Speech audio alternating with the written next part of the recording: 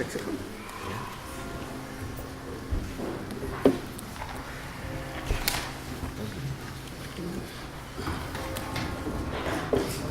Good evening, colleagues. Welcome to the meeting of the Council. Please be seated. Good evening, Mr. Mayor. Good evening, Mr. Mayor.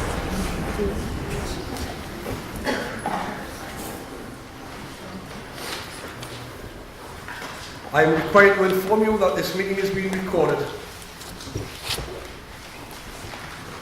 If any member of the public or press would like more information about this, or if they intend to record proceedings themselves, please contact Strategy and Democracy Services, who will be more than happy to advise. Any member who wishes to speak on any of the agenda items should use the microphones available.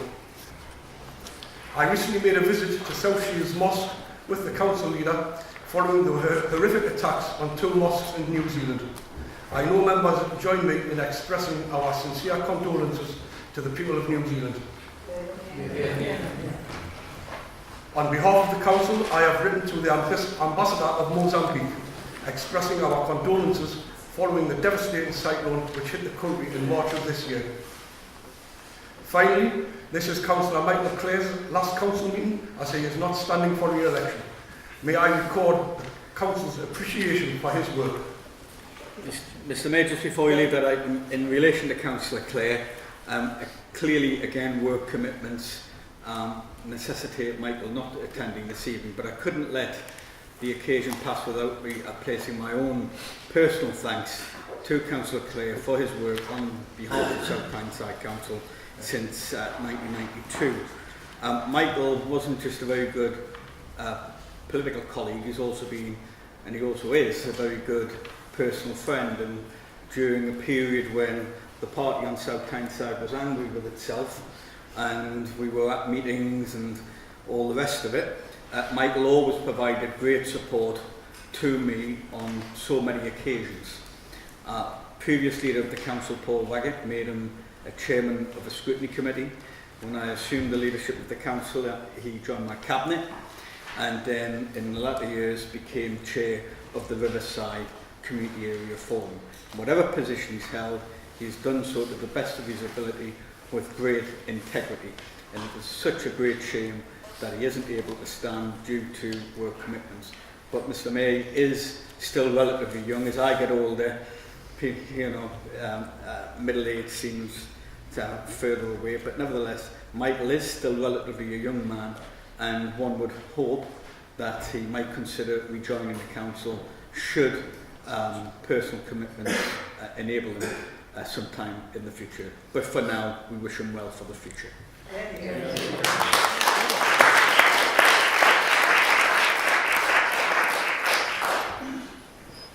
The first item of business is declarations of interest. No declarations have been received. Does any member now wish to verbally make any declarations before we move on to the next business?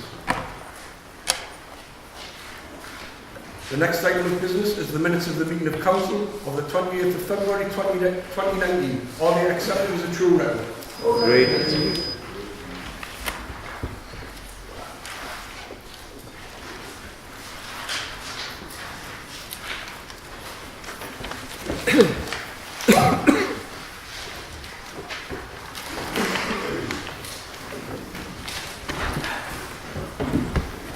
The next business is Mayor's Communications. There are no Mayor's Communications to report on this occasion.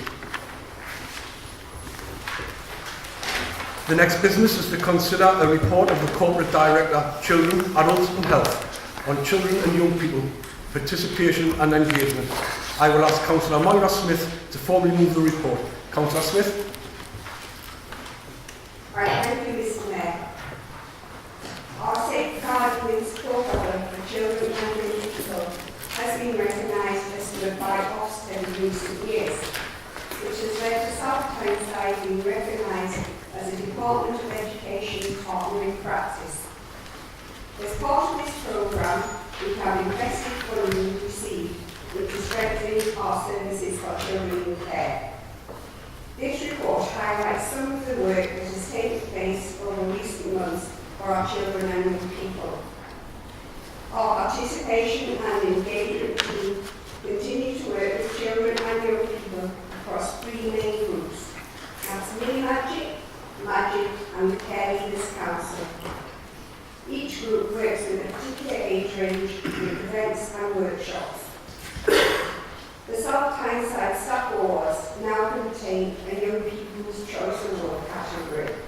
which this year have 19 nominations.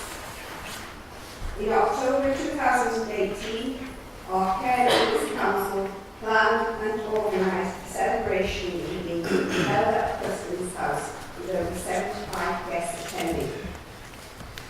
I am pleased to announce that we now have care leaders attending each meeting of the corporate parenting committee, which shows how we as corporate parents are valuing the views of children and young people. Utilising funding from the Partners in Practice programme, we opened our refurbished marketplace building in September last year and have seen a number of services relocate there, offering looked after children and more centralised support based. The next phase of this work is for us to support care leavers into employment or further education, and we have been doing this through our new workplace project. The workplace project has been working on developing a new website for young people to access support and advice, a CV builder, and a local employment market intelligence system. This has involved an analysis of local opportunities and then looking at how we can support young people to be work ready to access these opportunities. The next steps for the service will involve us working with local employers, schools and colleges to ensure that all possible opportunities for the borough, for example the new IAMS, will be accessible for all children and young people. This report has shown South Tyneside is going above and beyond providing social care support for children and young people in care, and our ongoing commitment to ensure that all children get the best start in life. Thank you, Mr. Mayor. Is that seconded? Yeah. Are there any questions on, or does any member wish to speak to the report? Is the motion agreed? Agreed. The next business is to consider a report of the Operations Director on the Hello Tomorrow Changes Happening Annual Report 2018-19. I will ask Councillor Kerr to formally move the report. Councillor Kerr. Thank you. 2019 marks a 9-year milestone in delivering our ambitious shaping our future programme. We have made clear progress towards our vision to make South Tyneside an outstanding place to live, invest and bring up families and are now really seeing the outcomes we set out to achieve. From award-winning cultural and leisure facilities and beaches and parks to highly rated schools and services for children and young children and a growing business case, we have much to be proud of in South Tyneside. Since 2010, local government has been asking to make significant savings for year on year. Since then, it has been reported that the council has faced the joint third biggest funding reductions of all councils in the country. Despite managing unprecedented cuts in funding and delivering £156 million of efficiency since 2010, we have remained true to the bold vision we set out for the residents of South Tyneside. We have pushed ahead with the regeneration of our town centres, leading the way with award-winning design and buildings, setting the standard and creating the conditions for the private sector to follow our lead. We have delivered improved services for both children and adults. We have made progress in developing game-changing infrastructure, projects such as the International Advanced Manufacturing Park and the Holborn Riverside, both of which at different stages, both will help secure more and better jobs in years to come. Just some of the highlights in the annual report include £3 million investment in Jarrow Focus, resulting in a strengthened Jarrow Town Centre and improved leisure and visitor offer. An award-winning action plan underpinned the delivery of the International Advanced Manufacturing Park, which is expected to support the delivery of 7,000 new years and 400 million in private investment. 107,000 people attended the 218 South Tyneside Festival, bringing over 1.4 million to the local economy. 80% of primary school pupils are learning in good or outstanding Ofsted stated rules. 4 former council branch libraries successfully transferred to community groups in the last year, adding to the 12 community associations transferred in recent years. And significant improvements in delayed transfers of care through closer partnership working, meaning fewer vulnerable people remain in hospital for longer than necessary. I invite elected members to approve this annual report and reflect on the achievements of the last year and indeed over the whole Shaping Our Future programme which we developed together 9 years ago. I would ask you to join me in commending the very positive work of this Council and our partners to improve services and outcomes for our residents, which will continue to make South Tyneside an outstanding place to live, invest and bring up families. That Hello Tomorrow change is happening. Annual Report 2018 will be approved. The Council and partners will be commended for the Borough worldwide work. They are going to do improve services and outcomes for residents. Thank you. Is that seconded? Seconded. Mr Mayor, I'll second the motion, and perhaps we now need to start thinking about changing the slogan, because it isn't Hello Tomorrow change is happening, it's Hello Today change is happening. And wherever you go across South Tyneside, you cannot fail to be impressed by the transformation that is taking place right across South Tyneside, whether it is in Jarrow, Hebburn, in the Boldens, or whether it is in South Shields itself. Look at the new advanced manufacturing park. Decried by some, yet there the new factories are being built, new jobs, new investment for the people of South Tyneside, and this council is at the forefront of demanding that the metro system is also going to be there so that people in the heart of South Tyneside, whether they come from Jarrow, Hebburn or the centre of South Shields, will get the first opportunity to get those new jobs. High paid, high skilled, high tech. You just have to go into the centre of South Shields with the new transport interchange, decried by some, but will be bringing in new tourist potential into South Tyneside with the fabulous foreshore, which has had public investment followed by the private sector coming in at the back of that, which has increased visitor numbers to South Tyneside and as a result increased visitor spend in our borough. You just have to look at the Holborn, where we're now out to procurement to build new housing, new offices and a new cultural quarter in partnership with the Customs House.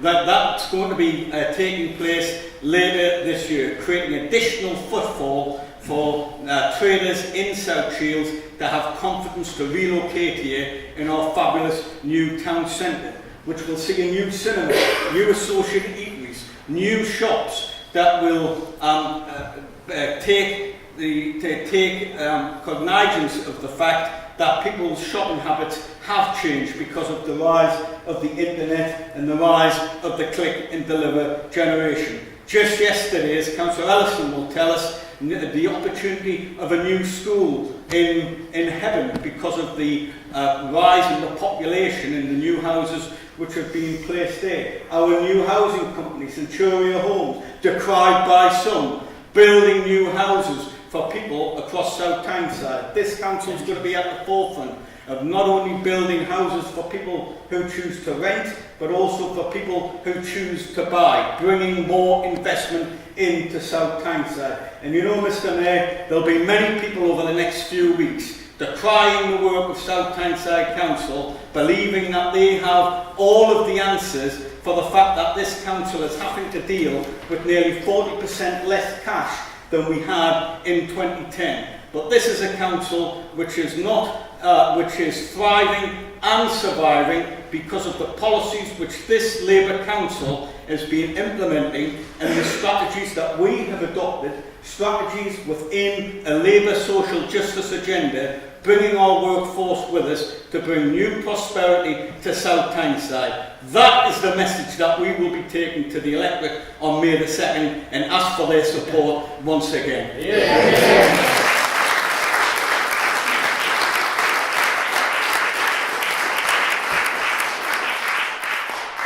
Are there any questions on or does anyone want to speak to the report? Is the motion agreed? Agreed. The next business is to consider a report of the Acting Corporate Director, Economic Regeneration and Highways Maintenance. I will ask Councillor Mark Walsh to formally move the report. Councillor Walsh. Thank you, Mr. Mayor. This report celebrates the Council's achievement of securing and maintaining our top status of Band 3 under the incentive fund with the Department of Transport Highways Maintenance. The incentive fund was introduced in 2015 to drive national improvements and best practice in highways asset management. This was followed by the introduction of a new national code of practice for highways maintenance in 2016. We achieved Band 3 status in January 2018 and the new code of practice was formally adopted later the same year following a 2-year implementation period. Following our second submission, we successfully maintained our Band 3 status in January 2019, securing access to £130,000 of funds that we would not have had access to if we had not maintained this status.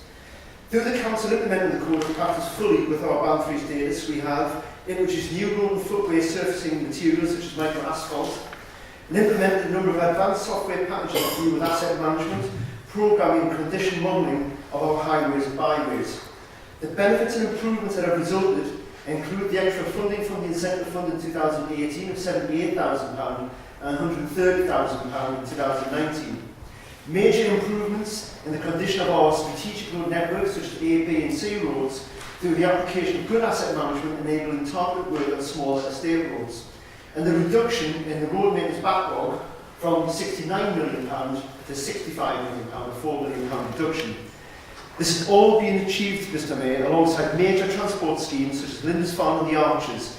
And despite this council facing serious central government cuts since 2010, we have demonstrated once again how this Labour Council continues to deliver excellent services for the people of South Tyneside. I commend this report to members, Mr Mayor. Is that seconded? Seconded. Are there any questions on or does any member wish to speak to the report? Is the motion agreed? Agreed. The next business is to receive questions under Procedure Rule 8. No questions have been received under this rule. The next business is to receive motions under Procedure Rule 10. One motion has been received under this rule, submitted by Councillors Ian Malcolm, Hetherington, Hamilton, Kerr, Dean, Ellison, Porthouse, Donaldson and Boyer. I will ask Councillor Hetherington to move the motion and she may speak for up to 5 minutes. I will then ask if the motion is seconded. The seconder may speak for up to 3 minutes or reserve the right to speak later in the debate. The motion will then be open to debate by members who may each speak for up to 3 minutes and may move amendments. Councillor Hetherington, please. Thank you, Mr Mayor. In proposing this motion tonight, I am on the one hand pleased and on the other extremely saddened. Pleased that as a socialist I get to speak out against social injustice and speak up for the rights of citizens to a high quality of life. But on the other, I'm very sad that in the 21st century, in the 5th richest country in the world, we find ourselves in a situation where an increased number of our citizens live in poverty. In 2010, the UK government passed the Equality Act, enshrining in law the right to fair treatment and a more equal society. We don't need to understand case law to appreciate the impact of this legislation. We only need a sense of social justice and the belief in humanity to see its merits. I don't propose to quote statistics to you tonight, colleagues. As we all know from working in our communities, there are many. because a real tragedy that exists behind these statistics is the human one, where the suffering is borne by our most vulnerable. Mr. Mayor, austerity is a political choice, not a necessity. It could have been avoided. It's a choice that, as the UN Rapporteur, Philip Alston said, brought misery and has torn apart the social fabric of our society. He also said, and I quote, "British compassion for those who are suffering has been replaced by a punitive, mean-spirited and callous approach." The government's programme of universal credit, introduced a simplified benefit system, is fast falling into discredit. Draconian sanctions, long payment delays, drive claimants into depression, hardship and despair. A better way forward, Mr. Mayor, is to create growth in our economy by investing in our communities, in infrastructure, in employment and our children, which, as we've heard in previous reports tonight, we here in South Tyneside are doing, and doing extremely well. We strive to give everyone the right to good education, to decent housing and best quality health care. No child should go to bed hungry. No hard-working parent should have to choose between keeping a roof over their family's heads or putting food on the table.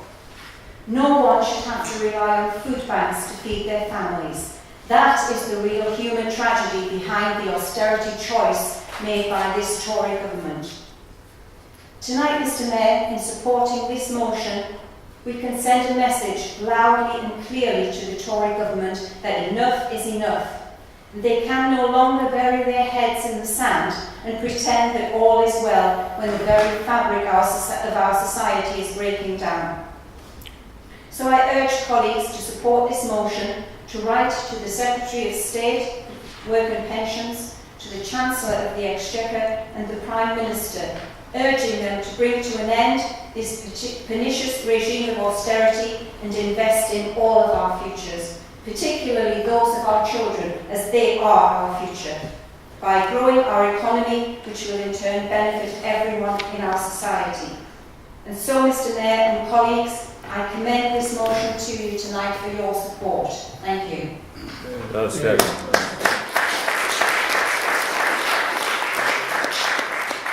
Is the motion seconded? I'll second, Mr. Mayor. Do you wish to speak now? I do.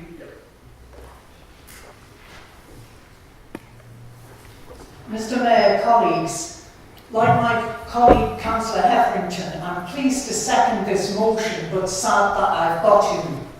The word austerity has become a commonplace term. Let me tell you about my definition of austerity. Austerity was back in 1945, when we were recovering from harrowing years of war. Food and fuel were rationed, we were in debt, the exchequer was empty, yet the Labour government under Clement Attlee managed to set up a National Health Service and a national insurance system to benefit everyone.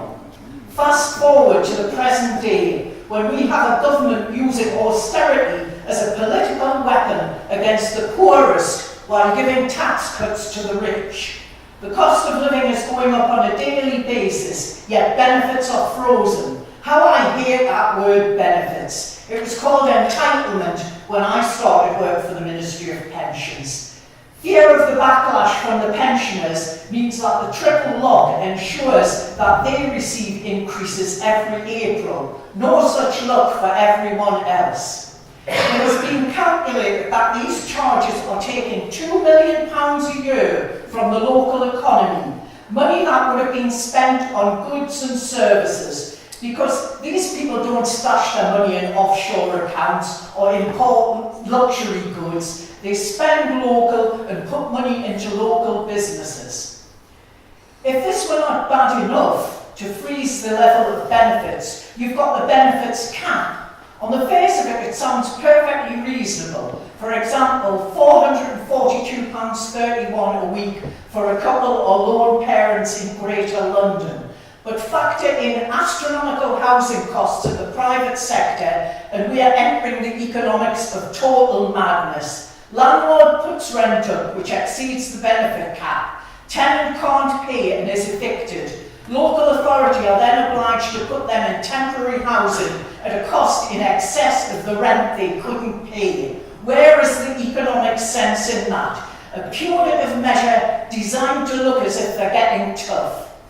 Setting people against one another by using terms such as scroungers and claimants. I heard the other day somebody who should have known better, a left-winger from way back when, saying, well, these people have all got phones. I had to point out that nowadays you can only make claims online and you need phones for telephone interviews. So a phone isn't a luxury, it is a matter of necessity. As councillors, we come into daily contact with the results of these policies. The woman saying she feels like killing herself because of the wait for a universal credit coming through. The sanctions that drive people to despair. The sheer unremitting struggle of deciding between heat and eat. The nightmare of finding money for school uniforms. The shame of sending your child to school in hand-me-downs. The food banks that we support. Every time I take a donation, I am consumed with anger that in this day and age, there are people obliged to seek such help. What an indictment of our government that under their watch, we have seen food banks become commonplace. Shame on them. There is nothing in this motion that a reasonable person can take issue with. It's a humane, it's a compassionate, and a downright common sense motion. And for those reasons, deserving of your unanimous support, I second.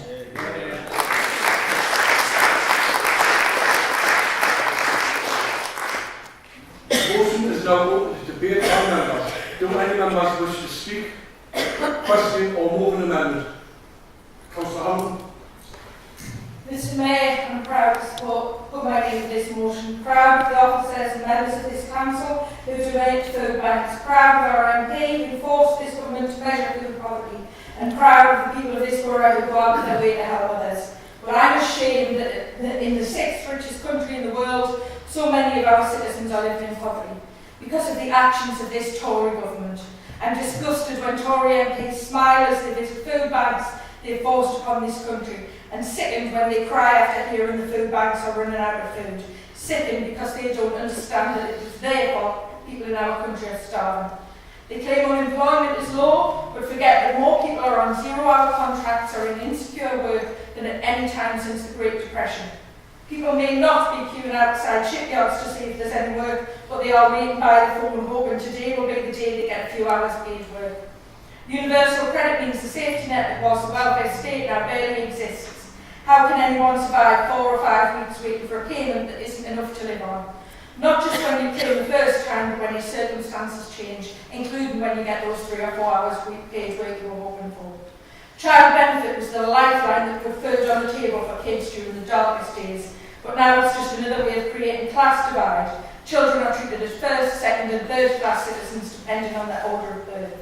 Your first child gets £20, your second 13 and your third gets nothing. Children don't eat less because they've got brothers and sisters, their clothes don't last any longer, and take my word for it, they definitely don't need less soap and water.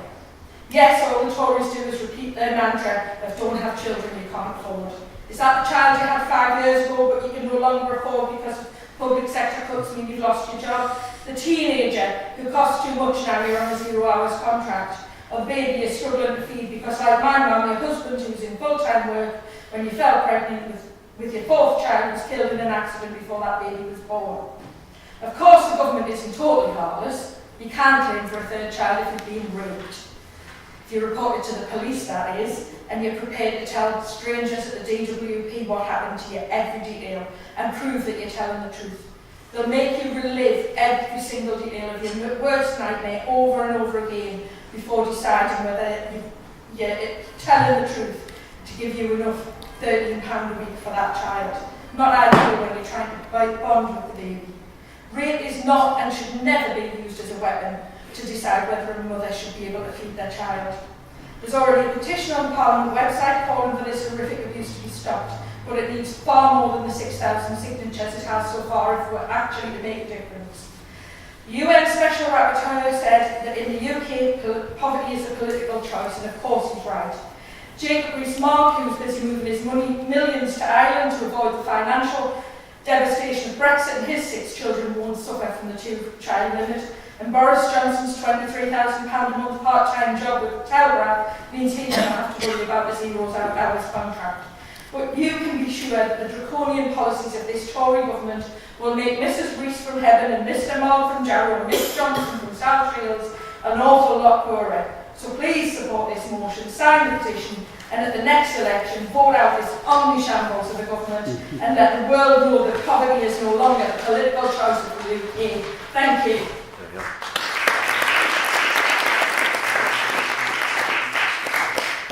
Does any other member wish to speak? Councillor Heatherton, do you wish to reply to the debate? No, thank you, Mr Mayor. I think we've said enough tonight. Thank you. Is the motion agreed? Agreed. The motion is agreed. That concludes the business for today's meeting. Thank you for your attendance.